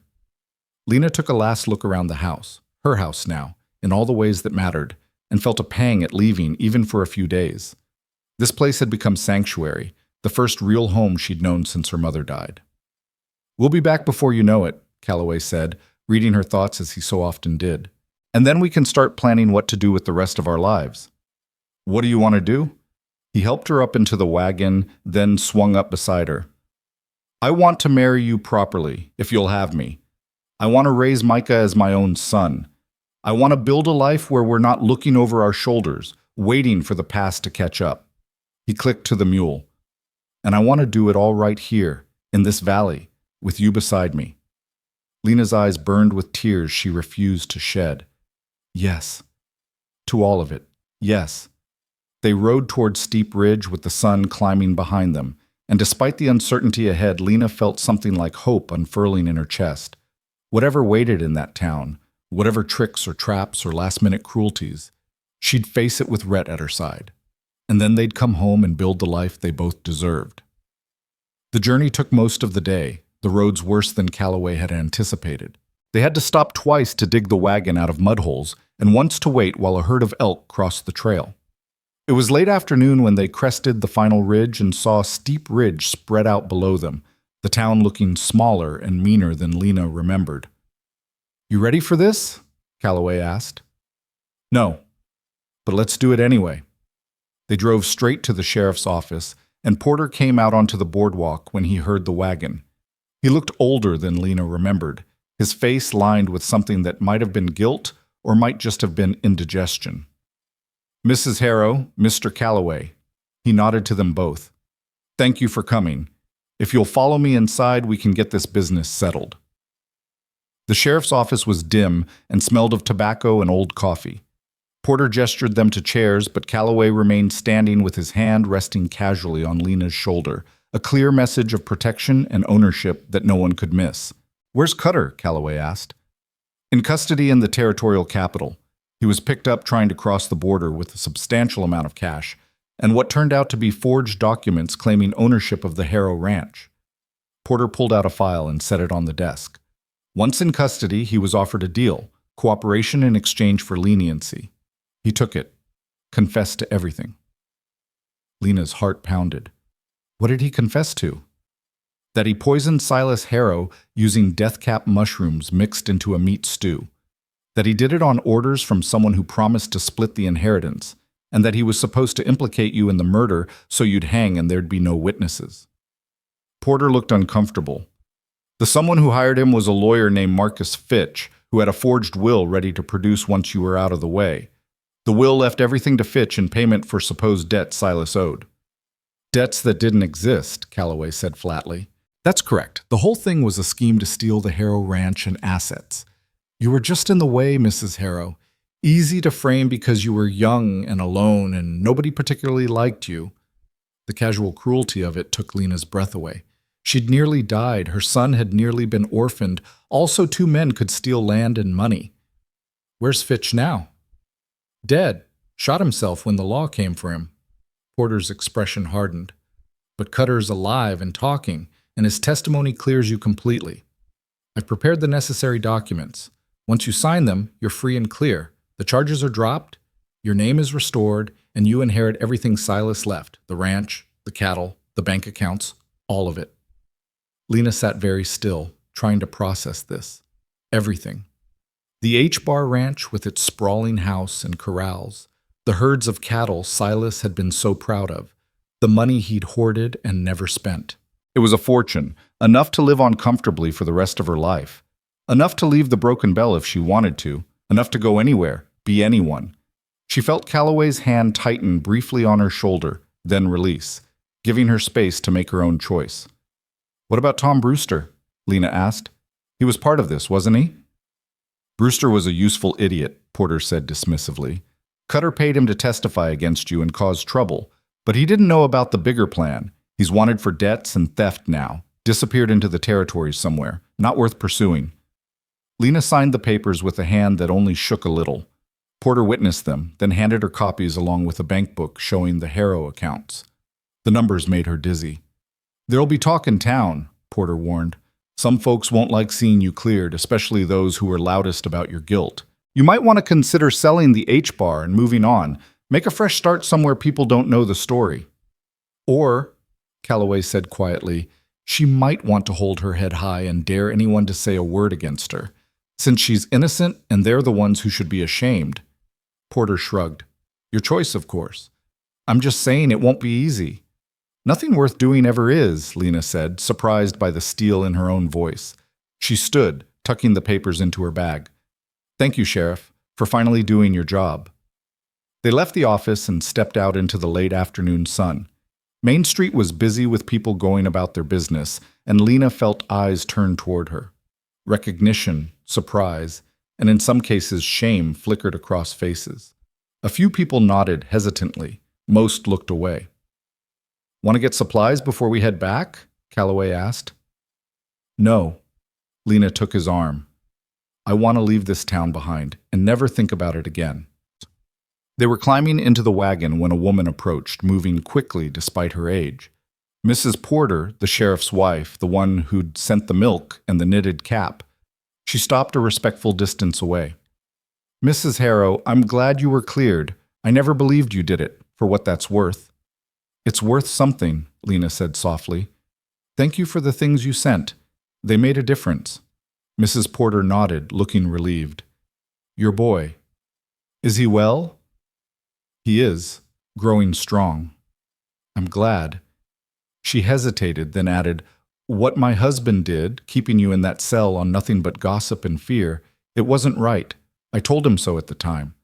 I'm sorry you had to suffer for other people's greed. It's done now, Lena said. And it was. She could feel it settling inside her, the release of bitterness, the letting go of rage. She'd survived, and survival was its own kind of justice. They left Steep Ridge as the sun touched the western hills, retracing their path through the muddy roads toward home. Lena was quiet, turning over everything in her mind. The money, the property, the choices now available to her. She could sell the H-bar, take the cash, and live anywhere in the country. She could buy a house in a real city, give Micah schools and culture and opportunities. She could be wealthy and independent, beholden to no one. Or she could go home to a log cabin in a remote valley, to a man who'd saved her life and then taught her how to live it, to a simple existence of hard work and quiet contentment. It wasn't really a choice at all. I'm going to sell the H-bar, she said as they made camp for the night halfway back to the valley. I don't want anything that belonged to Silas. I'll sell it all and put the money away for Micah's future. Calloway looked up from the fire he was building. You sure? That's a lot of money to walk away from. I'm not walking away from the money. I'm walking away from the memories. She came to sit beside him. I want to build something new, something that's mine. Ours, if you still want me. If I still want you? He laughed, the sound rough and genuine. Lena, I'd want you if you had nothing but the clothes on your back and that boy in your arms. The money doesn't change anything. Doesn't it? I could buy my own place now. I don't need your protection or your charity anymore. Is that what you think this is? Charity? He turned to face her fully. I love you. Not because you need saving, but because you're brave and stubborn and you hum while you scrub the floor, because you saved a dying lamb and taught yourself to shoot, and sat with me through a fever you had no reason to trust wouldn't kill me too. You're not a project or an obligation, Lena. You're the best thing that's happened to me since the war ended. And if you want to buy your own place and live separately, I'll respect that. But I'll spend every day hoping you'll change your mind. Lena felt tears spill over. I don't want my own place. I want yours. I want ours. I want to wake up in that valley every morning and know I'm exactly where I belong. He kissed her then, deep and thorough, and when they finally pulled apart, the stars were coming out overhead, and the fire was crackling merrily, and everything felt possible. They made it back to the Broken Bell late the next day, bone-tired but lighter somehow, as if leaving Steep Ridge behind had lifted a weight neither of them had fully acknowledged carrying. The valley looked impossibly green after the snow, new grass pushing up through the mud and the creek running high with meltwater. The house stood solid and welcoming, and when they stepped inside, Lena felt the rightness of it settle into her bones. Home, she said simply. Home, Calloway agreed. That night they sat by the fire as they had so many times before, but this time Calloway pulled out the ring his mother had worn, a simple gold band worn smooth with years. I know we've done this backward, he said. Lived together first, fallen in love second, and now asking for marriage third. But I want to do this right. Lena Harrow, will you marry me? Not because you owe me or need me, but because you choose me the way I choose you. Yes, Lena said through her tears. Yes, 1,000 times yes. He slipped the ring on her finger, and it fit perfectly, as if it had been waiting all along for her to wear it. They held each other while the fire burned low, and Micah slept peacefully in his cradle, and Clover dozed at their feet. And Lena thought about all the roads that had led her here. The grief and fear and pain, yes, but also the courage she'd found in herself and the love she'd discovered in a scarred man who saw past her broken pieces to something worth saving. Outside, the wind whispered through the pines and the stars wheeled overhead, and the valley held them safe. And for the first time in her life, Lena Harrow knew with absolute certainty that she was exactly where she was meant to be. Spring came in earnest over the next weeks, the valley transforming from brown and muddy to a riot of wildflowers and new grass. Lena wore her mother's ring and felt its weight like a promise, solid and real. They set a date for the wedding, June 1st, when the high meadows would be in bloom and the preacher made his circuit through the remote ranches. It gave them time to prepare, to sell the H-bar and settle Silas's estate, and to let the news spread through the territory that the cursed bride of Steep Ridge was marrying the man who'd saved her. The sale of the H-bar went quickly. A cattle syndicate from Denver bought the land and stock for a fair price, and Lena signed the papers without a single regret. She kept nothing from Silas's house except a photograph of her mother that she'd brought to the marriage. Everything else sold or given away. The money went into a bank account in Micah's name, enough to send him to university someday if he wanted, or to start his own ranch, or to see the world. Whatever future he chose, he'd have the means to choose it freely. But the week after they returned from finalizing the sale, trouble found them anyway. Lena was in the garden planting beans when she heard hoofbeats coming fast down the valley trail. She straightened, shading her eyes, and her stomach dropped when she recognized the rider. Dane Cutter, somehow free and heading straight for the ranch. She ran for the house, shouting for Calloway. He emerged from the barn with a hammer in his hand, saw Cutter, and his expression went dark as a thunderhead. "Get inside, bar the door, don't open it for anyone but me. Rhett, now, Lena." The command in his voice left no room for argument. She ran, scooping up Micah from where he'd been napping in the shade, and made it inside just as Cutter reined up in front of the house. Through the window, she watched Calloway walk out to meet him, the hammer still in his hand, his posture radiating controlled violence. "You're supposed to be in custody," Calloway said, his voice carrying through the thin walls. "Was in custody." Cutter's voice was reedy and mean. "Got out on a technicality, something about improper questioning. Lawyer said I was free to go, so I went." He swung down from his horse, moving with a weasel's quick nervousness. "Figured I'd come collect what's owed to me." "Nothing here is owed to you." "That's so." Cutter's hand drifted toward his belt, and Lena saw the gun there, worn but serviceable. "See, the way I figure it, that Harrow woman cost me a fortune. Had a good plan going until she survived long enough to get cleared.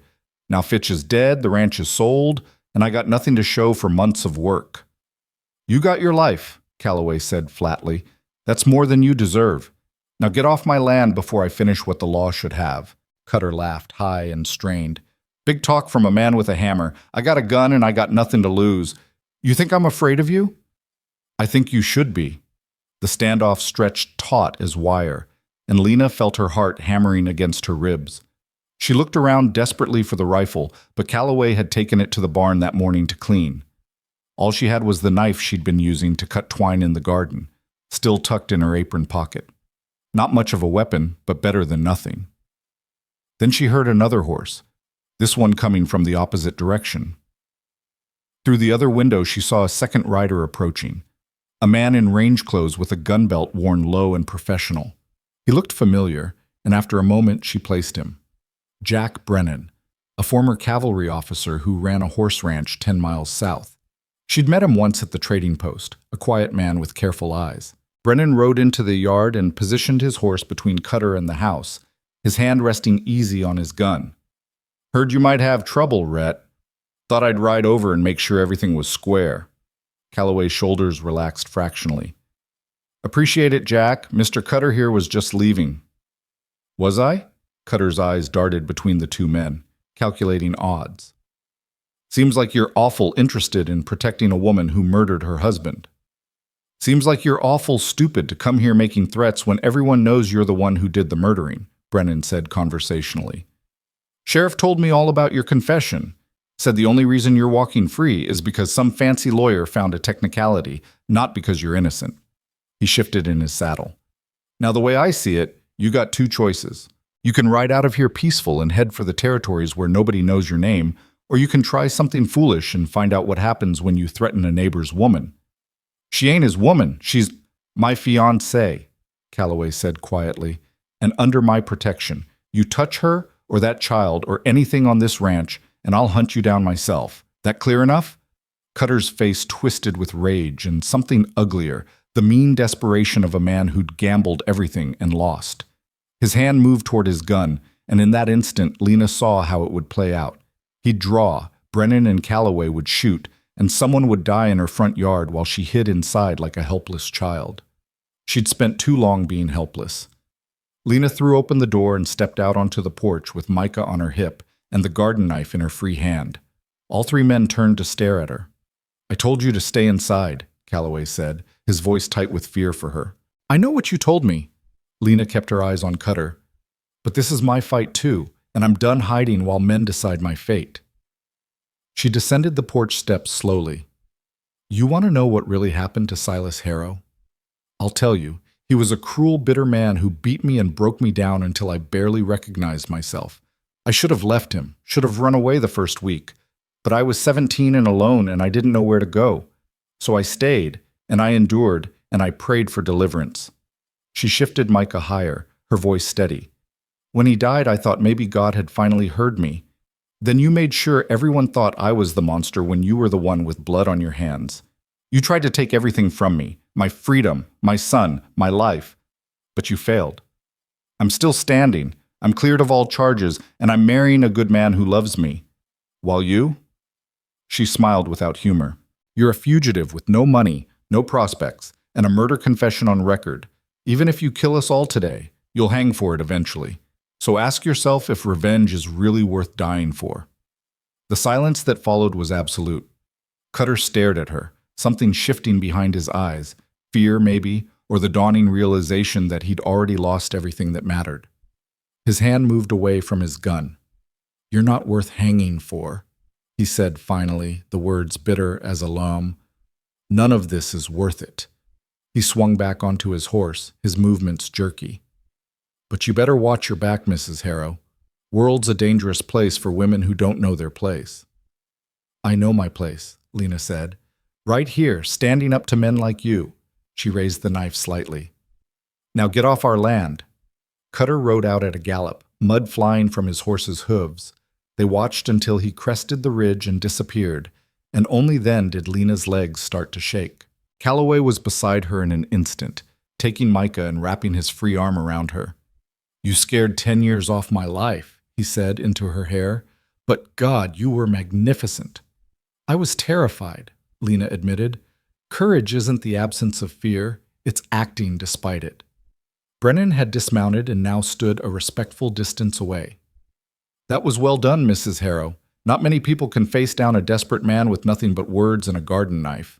Lena managed a shaky laugh. Thank you for coming, Mr. Brennan. How did you know we needed help? Got word from town that Cutter had been released. Figured he might come looking for trouble, so I saddled up and rode over. He glanced at Calloway. That offer still stands, by the way. You need help with anything, you just send word. We look after our own out here. Appreciate it, Jack. Calloway shook his hand. And I might take you up on that. Getting married 1st of June, could use a witness if you're willing. Be honored. Brennan smiled. Good to see something good come out of all this ugliness. He tipped his hat to Lena. Ma'am, you've got yourself a good man here. Don't let him get too set in his ways. He rode off and Lena sagged against Calloway, all the adrenaline draining out at once. Is it really over? I don't know, he said honestly. Cutter's still out there, still angry, but I think you put the fear of God into him today. Might be enough to keep him running instead of seeking revenge. And if it's not, then we'll deal with it together. He kissed her forehead. No more facing threats alone, understand? We're a partnership now. We always were, Lena said. I just needed to prove it to myself. That night Calloway rode to the neighbors. There were 3 other ranches within a day's ride, and spread the word about Cutter. Within a week, every rancher in the valley knew to watch for a weasel-faced man on a gray horse, and to send word immediately if he was spotted. The community that had ignored Lena's plight in Steep Ridge rallied around her now, seeing her not as a victim but as one of their own. It was a strange feeling, being protected by people who barely knew her, but Lena was learning that the frontier had its own codes and courtesies. She was Calloway's woman, and that made her family to everyone who called him friend. The weeks before the wedding passed in a blur of preparation. Lena sewed a new dress from fabric Calloway ordered from the catalog, pale blue cotton sprigged with white flowers. It wasn't fancy, but it was hers, made by her own hands, and that mattered. She baked bread and cleaned the house until it shone, planted flowers by the front door, and even convinced Calloway to whitewash the porch. They were making a home, together, and every small improvement felt like an act of defiance against everyone who'd tried to destroy her. Mrs. Porter sent a letter with the traveling post, a note of congratulations, and a recipe for wedding cake that had been in her family for 3 generations.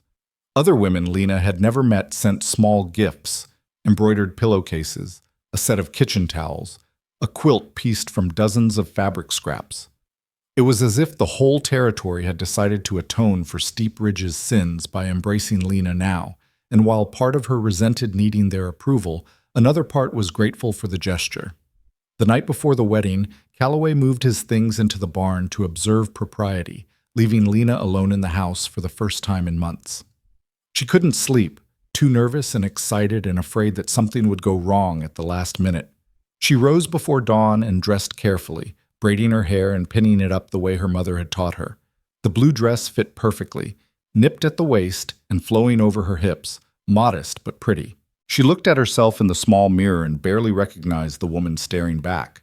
Not the terrified girl on the auction block, not the broken wife trying to survive Silas's cruelty, but someone new, someone stronger. The preacher arrived at midday with Brennan and 6 other ranchers and their wives. It turned into an impromptu celebration, everyone bringing food and drinks and filling the valley with noise and laughter.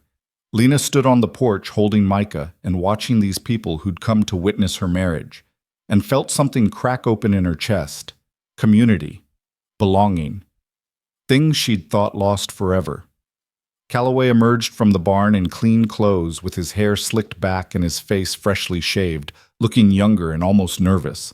He stopped at the bottom of the porch steps and just looked at her, his gray eyes taking in every detail. "You're beautiful," he said simply. "You're not so bad yourself." Lena descended to meet him. "Ready to make this official?" "Been ready since the day I saw you on that auction block and knew I couldn't walk away." The ceremony was brief and simple.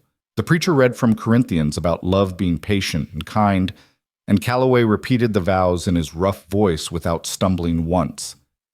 When it came Lena's turn, she looked into his scarred face and promised to love, honor, and cherish him all the days of her life, and meant every word with a fierce certainty that surprised her.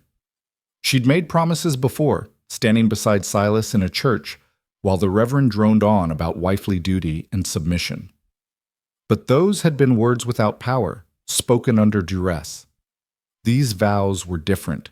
These she chose freely, standing in sunshine with a man who saw her as an equal. "I now pronounce you man and wife," the preacher intoned. "Mr. Calloway, you may kiss your bride." Rhett cupped her face in his calloused hands and kissed her softly, tenderly, like she was something precious he couldn't quite believe he got to keep. The assembled crowd cheered and someone fired a gun in the air, and Micah began to cry at all the noise. Lena laughed and pulled back, retrieving her son and holding him between her and her new husband. "We're a family now," she said. "All 3 of us." "Damn right we are." Rhett ran a finger down Micah's cheek. "What do you say, little man? You ready to be a Calloway?" Micah gurgled and grabbed his finger, holding tight, and Lena felt tears prick her eyes. This child would grow up knowing only love and security, never experiencing the fear and violence that had marked his earliest days. That alone made everything worthwhile. The celebration lasted into the evening, with music and dancing and more food than they could possibly eat. Lena found herself passed from partner to partner in simple reels and waltzes, laughing as ranchers who spent their days wrestling cattle tried to remember the steps. Calloway claimed her for the last dance as the sun set, holding her close and moving with surprising grace. "Happy?" he asked. "More than I knew how to be," Lena admitted. "It's almost frightening feeling this much." "I know what you mean." He spun her gently. "Spent so long keeping everything locked down tight that letting it out feels dangerous somehow. But worth it?" "Always worth it." He kissed her temple. "You're worth every risk, Lena Calloway." She tested the name silently, feeling how it fit. Not Lena Harrow anymore, with all that name's associations of tragedy and accusation. Now she was Lena Calloway, wife to a good man, mother to a beautiful son, and mistress of a small ranch in a hidden valley. It wasn't the life she'd imagined as a girl, but it was better than anything she'd dared to hope for. The guests began to leave as full dark settled, heading home before the trails became impassable. Brennan was the last to go, shaking Calloway's hand and nodding respectfully to Lena. "You've got a good thing here," he said. "Protect it." "Always," Calloway promised. When they were finally alone, Lena felt suddenly shy. They'd lived together for months, had declared their love, had kissed by the fire on long winter nights. But this was different. This was their wedding night, and despite everything they'd been through together, she found herself nervous as a virgin bride. Calloway seemed to sense it. He banked the fire and checked the doors, then came to where she stood in the middle of the room. "We don't have to do anything tonight," he said gently.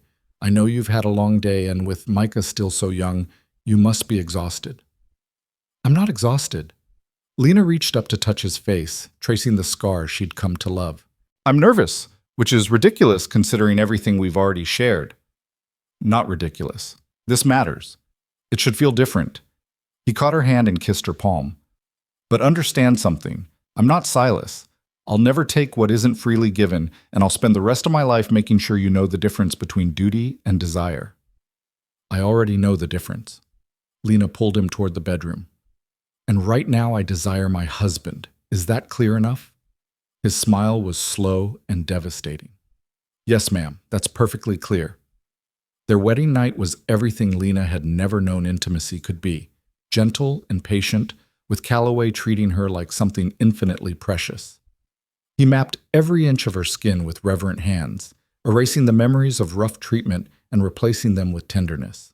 When they finally came together, it was as equals, giving and receiving in equal measure, and Lena understood for the first time what the marriage act was supposed to be. Not obligation or endurance, but connection. Two people choosing each other over and over until the choosing became as natural as breathing. Afterward, they lay tangled together while Micah slept peacefully in his cradle, and Calloway traced idle patterns on her shoulder. "I never thought I'd have this," he said quietly. "A wife, a family, a reason to build instead of just survive." "Neither did I." Lena pressed a kiss to his scarred chest. "Thought my life was over the day I married Silas. Thought I'd either die in that house or waste away until there was nothing left of who I used to be. And now? Now I think maybe that girl had to die so this woman could be born." She propped herself up to look at him. "I'm not the same person who stood on that auction block. That girl was broken and afraid. But she fought anyway, and she survived, and somewhere along the way she learned she was stronger than anyone gave her credit for." "I gave you credit from the start," Calloway said. "You did. You were the first person to look at me and see possibility instead of damage." She laid her head back down over his heart. "I'll never forget that. Never stop being grateful for it." "Don't be grateful. Just be happy. That's all I want." "Then I'll be happy." She smiled in the darkness. "Starting right now." The seasons turned and they settled into married life with surprising ease. Lena ran the house and garden while Calloway worked the stock, and together they built something that felt permanent and true. Micah grew strong and healthy, learning to crawl and then to toddle, always under his mother's watchful eye. Clover the lamb grew into a sheep who still followed Lena everywhere, much to Calloway's amused exasperation. Word came in late summer that Dane Cutter had been found dead in a mining camp 2 territories over, shot in a dispute over cards. The news should have brought relief, but Lena found she felt nothing much about it.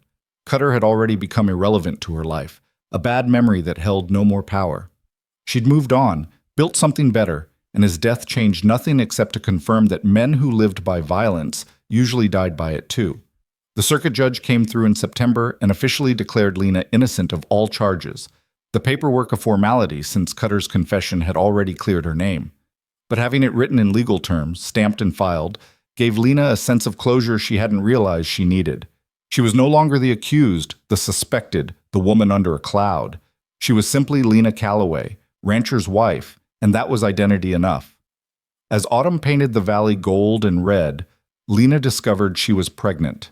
She told Calloway over breakfast, watching his face transform from confusion to understanding to pure joy in the space of a heartbeat. "You're sure?" "As sure as I can be. Same signs I had with Micah." She reached across the table for his hand. "I know it's soon, and maybe we should have waited, but nothing." He came around the table to kneel beside her chair, pressing his face against her still flat belly. "This is a gift. Another chance to do things right, to raise a child in love instead of fear." He looked up at her with shining eyes. "A brother or sister for Micah. A baby who'll be born into a real family instead of into chaos. How could that be anything but a blessing?"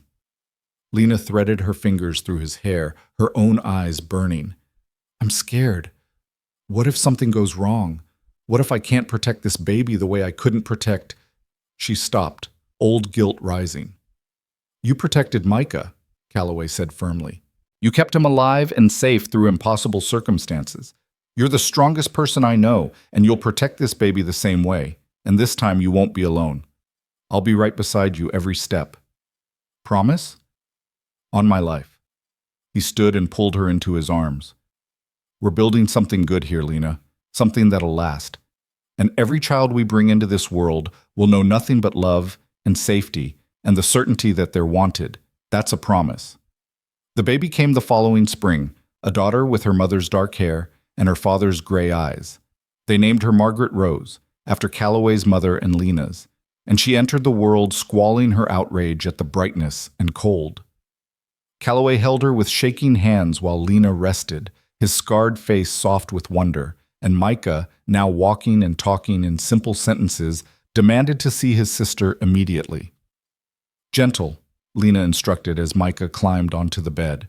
"She's very small and you must be careful." "I be careful, Mama." Micah touched the baby's tiny hand with one finger, his expression solemn. "Hello, baby Maggie. I'm your big brother. I protect you." Lena's throat closed with emotion. This boy who'd been born into such darkness was already learning to be brave, already understanding that family meant protection and care.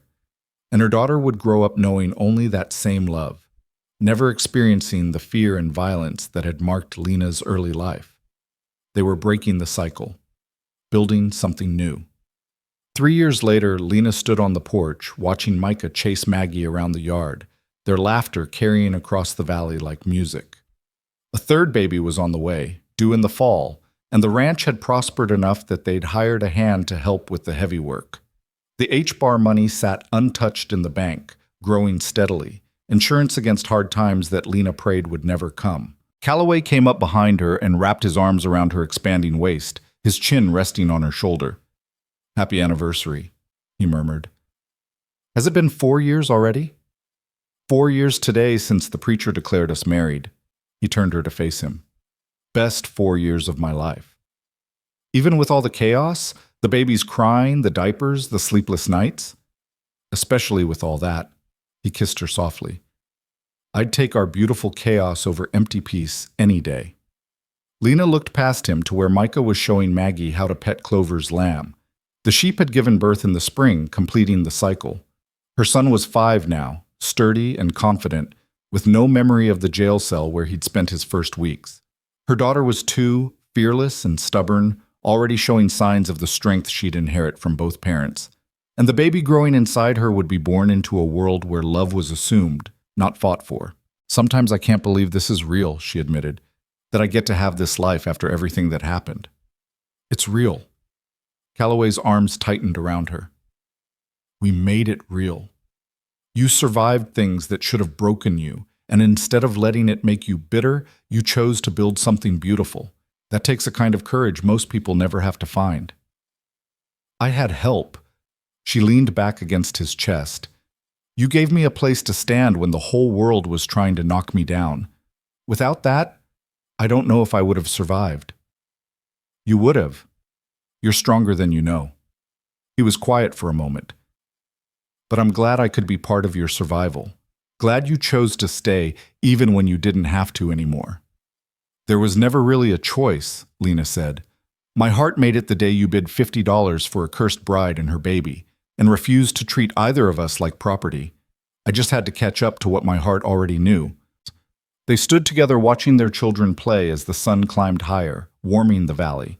Somewhere in Steep Ridge, people were probably still telling the story of the cursed bride who'd poisoned her husband. But here, in this hidden place among the mountains, that story had a different ending. Not tragedy and a noose, but redemption and family. Not a cautionary tale about women who didn't know their place, but a testament to the power of choosing courage over fear and love over bitterness. Micah ran up to the porch, his face flushed with exertion. Pa, come play with us. Maggie wants to see you throw her high. Better go, Lena said, pushing Calloway gently toward the steps. Your children are calling.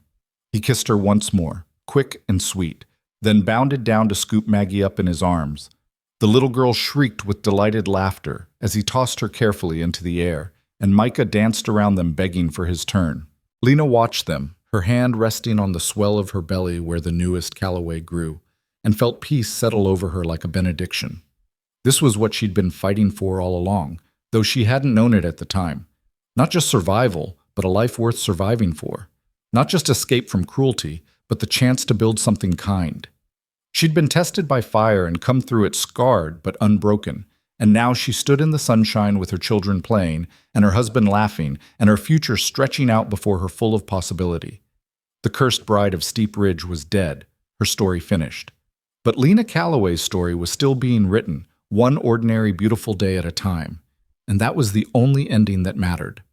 Years later, when Micah was grown with children of his own, he would ask his mother about the early days, about the auction and the trial, and the man who'd saved them both. And Lena would tell him the truth, that sometimes salvation came from unexpected places, that courage meant standing up when everything said to stay down, and that the strongest love was the kind you chose freely, without coercion or duty, just the simple decision to stand beside someone and build a life together. She would tell him that his father had been the bravest man she'd ever known, not because he'd fought in a war, but because he'd been willing to love again after loss had taught him how much loving could cost. And she would tell him that she'd been brave too, in her own way, choosing hope over despair and building over burning, until the ashes of her old life had nourished the soil for something new to grow. But that was a story for another time. For now, Lena simply stood on her porch in the valley she'd learned to call home, listening to her children's laughter and her husband's voice, and let herself be happy. Completely, unreservedly, gloriously happy. Because she'd earned it, every last moment, and she'd be damned if she'd waste a single second of it on regret or fear or anything else that tried to steal her joy. The sun climbed higher, the valley sang with life, and Lena Calloway smiled at the beautiful, ordinary wonder of it all. She'd survived the noose and the accusations and the long, cold winter of her despair. She'd walked through fire and come out refined instead of consumed. And now, standing in the light with everything she'd fought for spread out around her, she finally understood what the preacher had meant all those years ago when he'd talked about mercy. This was mercy. Not the cruel auction where she'd been sold like livestock, but this. The second chance, the fresh start, the love freely given and freely received. This valley, this family, this life built from ruins and determination and the stubborn refusal to let cruelty have the final word. This was mercy, and it was hers, and it was enough.